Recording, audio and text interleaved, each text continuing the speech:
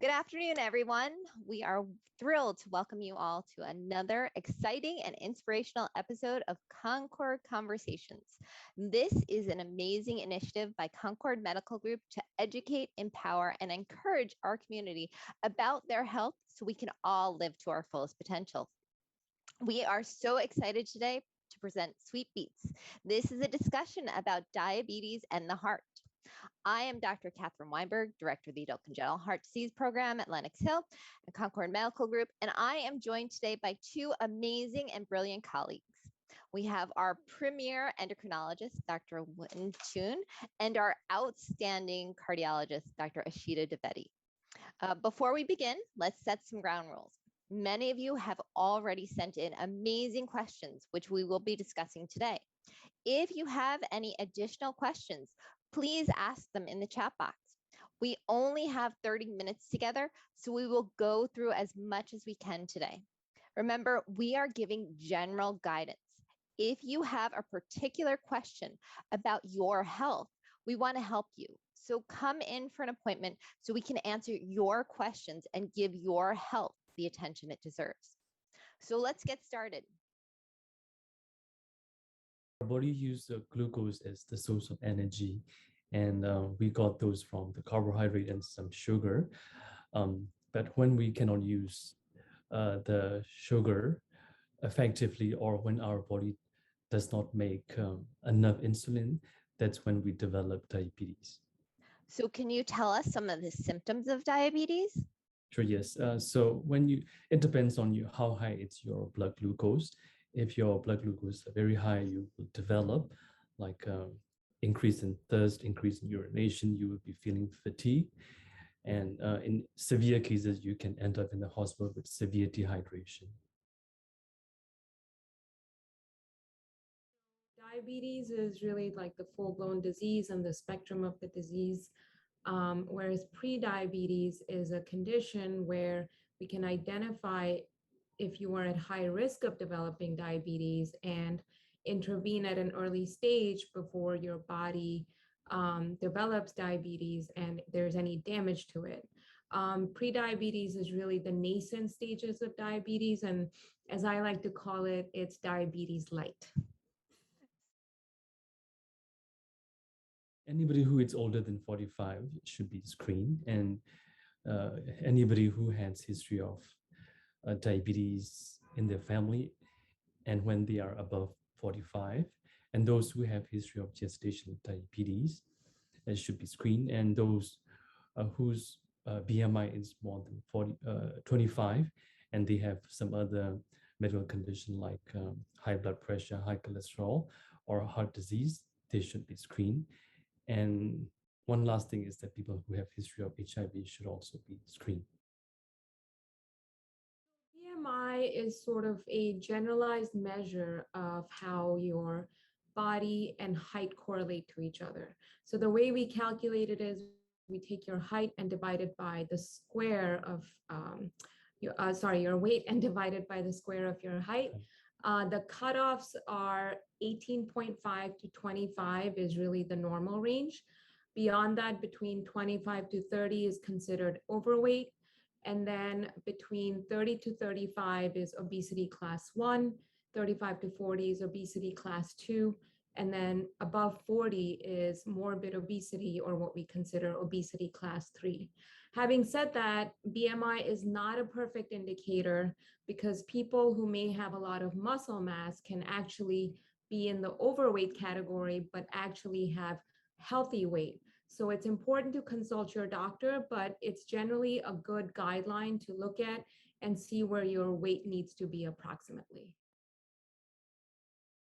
In addition to BMI, another important indicator is the ratio of your hip to your waist. So in general, if you have weight around your abdomen, that's usually the dangerous kind of fat. So we want that to be less. So in men, if your hip to waist ratio is more than 1, and in women, because we have more curvaceous bodies, if your ratio is more than 0.85, that's considered high risk for developing conditions like diabetes or heart disease as well. the fat around your abdomen is more important and it's more dangerous. Exactly. So hemoglobin A1C is the blood test that we normally check every 3 months, or we can even use hemoglobin A1C to diagnose diabetes. So we use it to diagnose the diabetes as well as to monitor the management. So we check it every 3 months. So it's like I said, it's a blood test and it will reflect the 3 months average of your blood glucose. So what are the goals, right? So the goals are usually individualized. So if someone has diabetes for 1 year, or if somebody has diabetes for more than 10 years, so their goal would be different. Similarly, if someone has other medical condition like heart disease, kidney disease, or they are like older individual like in their 70s, 80s, or if they have um, medical knowledge and about their, depending on their physical activity, depending on their motivation, how well they can manage their sugar, depending on that, we individualize the A1C goal. But for the rule of thumb, we would normally say that your A1C should be less than 7. Monitor your blood glucose. We call it continuous glucose monitoring system, or CGM. And currently there are two commonly used blood glucose monitoring sensor on the market. One is called Freestyle Libre, and the other one is called Dexcom. And Dexcom is the one that goes onto your stomach, and the Freestyle Libre is the one that we put on the back of your arm. Diabetes can affect the heart in multiple ways. Primarily, it can affect the heart itself, and then secondarily, it can cause problems that indirectly affect the heart. So if we look at the direct effects, it can first and foremost impact the arteries that supply blood to the heart. It can lead to blockages that can go on to cause heart attacks and strokes. Second of all, it can also impact the heart muscle. So if your sugars are constantly running high, it's actually toxic to the muscles of the heart. And more commonly, what we see it is impairs the relaxation of the heart. So your heart cannot accept enough blood. And this can lead to conditions like congestive heart failure and eventually weakening of the heart muscle itself. Indirectly, it can cause conditions like high blood pressure, high cholesterol, and we know that these all increase your risk for heart disease as well, including heart attacks, strokes, and congestive heart failure. So overall, there's multiple ways in which diabetes can impact your heart. Usually, we recommend in patients who are high risk for diabetes, cholesterol, and heart disease to have an blood pressure goal between 120 to 130 being the top number and 80 being the bottom number. Obviously, lower is usually better. So if you want an A star on your blood pressure, you should be really near 120 over 80. But of course, we know that blood pressure varies from time of the day and also your environmental conditions. So anything between 120 to 130 is recommended. With respect to cholesterol, we know that there's multiple different types of cholesterol, but it's really the bad cholesterol that goes on to cause blockages and strokes and heart attacks. So for people who have diabetes or are at risk for heart disease, we recommend at least a goal of 100 or lower for your bad cholesterol. Again, lower the better. And if you have multiple conditions, like some people may have stents in their heart, some people have diabetes and heart disease, for them, we usually target a lower target of 70. If you are at high risk for developing heart disease, there's several different tests that we would consider. Obviously, we individualize it for the person, but typically we want to look at the function of the heart using a sonogram. The test is called an echocardiogram. Additionally, we also want to make sure that there's no severe plaque buildup in the arteries of your heart, which is usually tested by making you run on a treadmill, which is usually called a stress test. And then there's a way to also screen for silent heart disease in its nascent stages, which is done using a CAT scan of the heart. Typically, it's called a calcium score. And if we're really worried, we may also do a more detailed form of a CAT scan to look at any blockages in the arteries of the heart. Heart disease comes in multiple flavors. The most common symptoms that we look out for are chest pressure or chest discomfort. And that can be either in the center of your chest, on the left side of the chest, and especially in women, it's shown that it may even occur on the right side of the chest. So if something doesn't feel right and above your belly, pretty much, you should consider getting it evaluated by a cardiologist. Additionally, if you have symptoms like shortness of breath, for example, if you could go up a flight of stairs easily and you can't do that now, that it's important to get checked out. Swelling in the legs, especially if it occurs first thing you wake up in the morning, can be a sign of heart disease, or waking up at night with shortness of breath. Additionally, last but not the least, if you're having any irregular heartbeats or skipping heartbeats, that can be, which is also called palpitations in medical terms, can be a symptom of heart disease. Yes, there are evidence that statins can raise your blood glucose, but the benefits of using statins outweigh the risk of developing diabetes or high blood glucose. So we normally recommend to use the statins, and it's the standard of care. Statins actually work in multiple ways. The more commonly known use is to lower your cholesterol. And they're very effective in doing that. Usually they lower it anything between 30 to 50%. Additionally, if you have plaque buildup in the arteries of the heart, what it does is it prevents future heart attacks. The way heart attacks occur is that the plaque in the arteries of the heart can break off suddenly, kind of like a pimple popping, and lead to a massive blockage.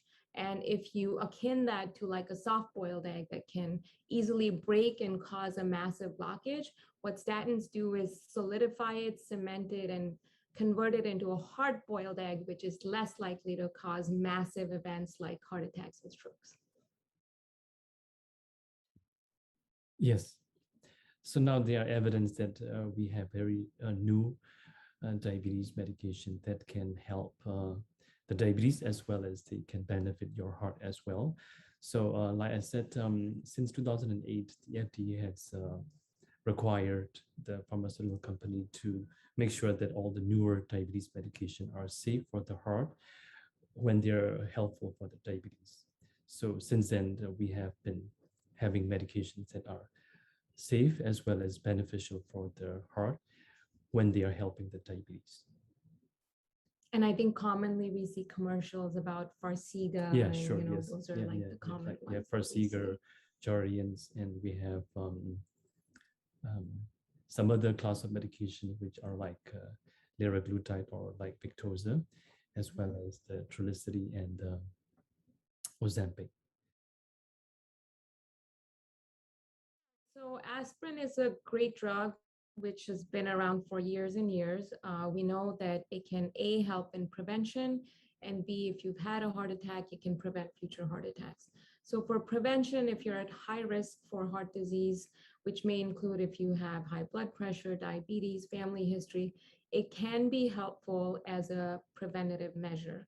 However, it's important to weigh the risks and the benefits, as it's important to do with any medical intervention that we recommend, because it does slightly increase your risk of bleeding. So if you have peptic ulcer disease or heartburn, or if you have bleeding issues with your gut or your intestine, the risks may outweigh the benefits. And the other actually non-cardiac benefit of aspirin is to prevent colorectal cancer. So it not only benefits your heart, but also your gut. So talk to your doctor about it and get your risk evaluated. Yes. So we have medications that we use for diabetes, and they work differently. And one of the mechanism that they work was to try make you feel full longer, and that way you won't eat much. And some people lose weight that way. So yeah, there are medications that we use that will lose your weight. And also there are medications that are even approved for the weight loss medication. Yes, absolutely. So we often see that people, when they lose weight, their A1C or their sugar levels go down. Not only that, losing weight helps your whole body. It helps the blood pressure, the blood sugar, the blood cholesterol. And in fact, there are studies that have shown that people, after they undergo procedures like bypass surgeries for weight loss, a lot of these conditions actually get reversed. So, it benefits you in multiple ways. Yes, I told my patients that yes, weight loss or having the weight loss surgery, it's one way that you can get rid of diabetes. But otherwise, diabetes is a progressive disease and it will never go away, but you can control it.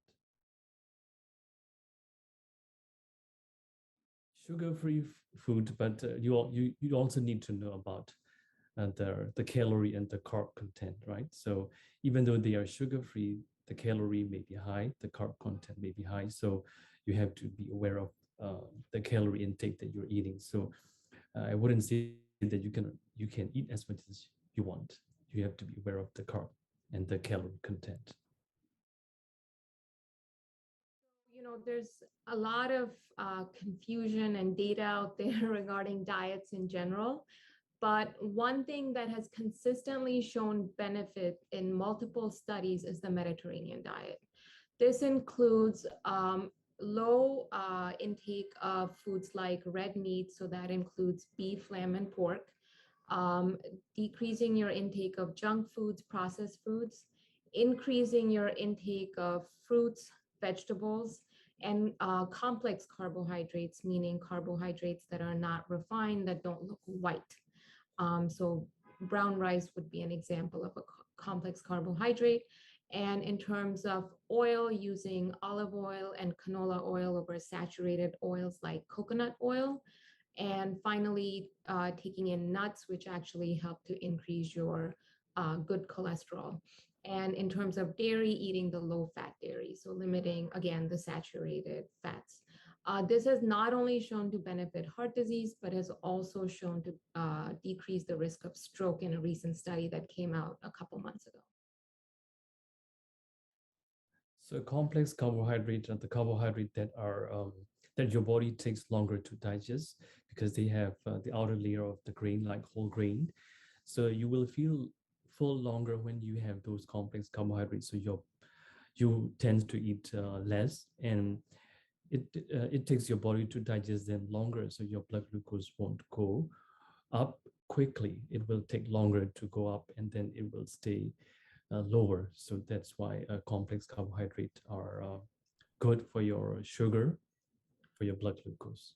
Right, they cause a less spike. The Yes, refined carbohydrates cause a in very sharp contrast spike. to refined carbohydrates.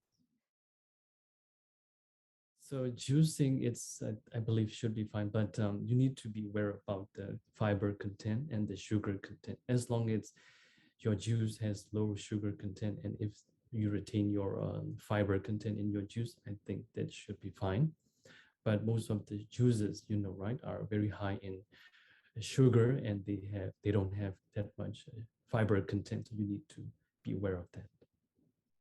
Right, eating the whole fruit or the whole vegetable is always healthier because it makes you fuller, like Dr. Htun said, but also it takes your body longer to digest and less spike of sugar in your body. So lower sugar is usually better. Yes, sure. So exercise benefits pretty much everything in your body, including diabetes, including heart disease. It helps lower your blood pressure in the long run. It also helps decrease your cholesterol. And not only that, I think that exercise improves and elevates your mood. We know that you release endorphins when you exercise, and when you're in a better mood, you're more likely to make healthier choices.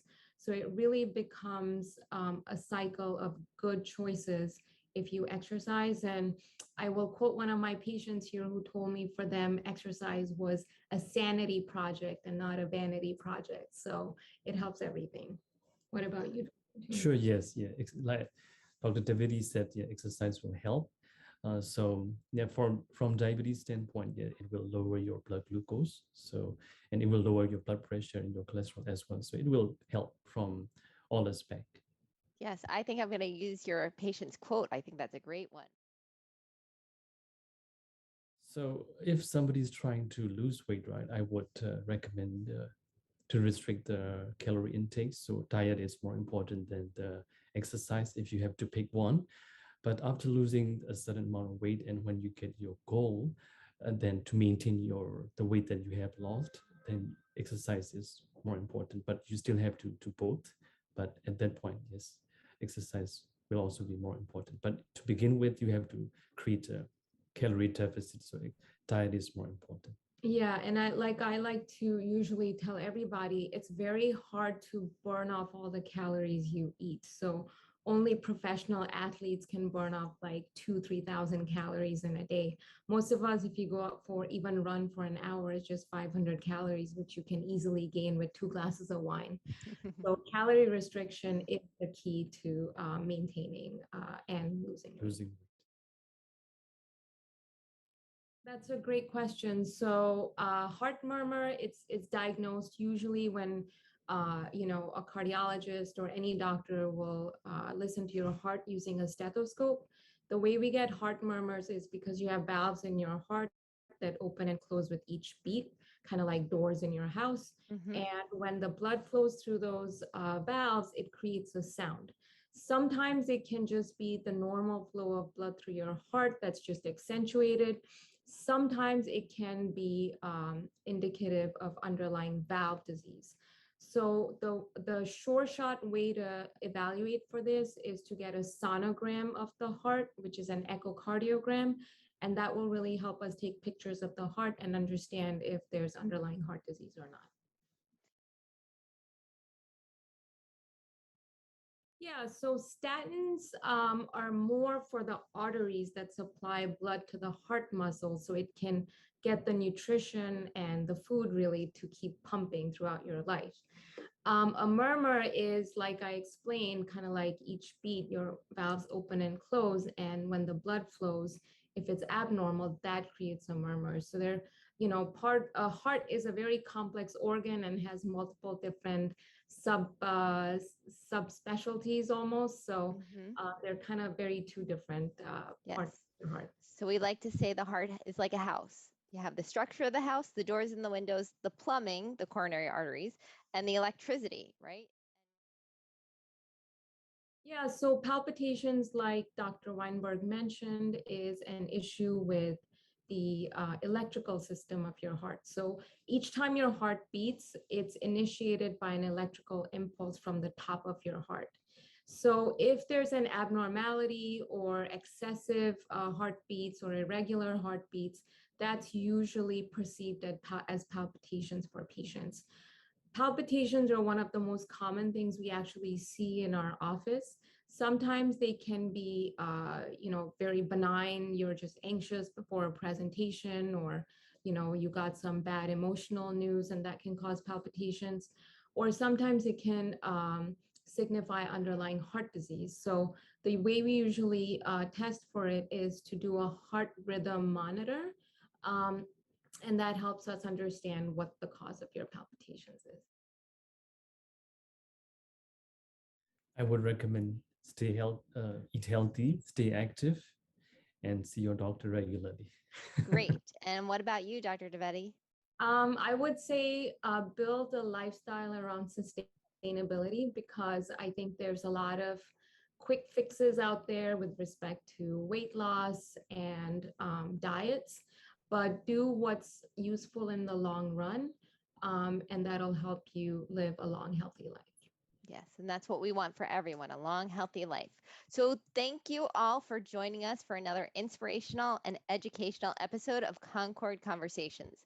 We know many of you have additional questions and we would like to help you. So, come in for an appointment to talk to our two spectacular physicians about your health. We care. Thank you so much for joining us today. Bye-bye. Bye now.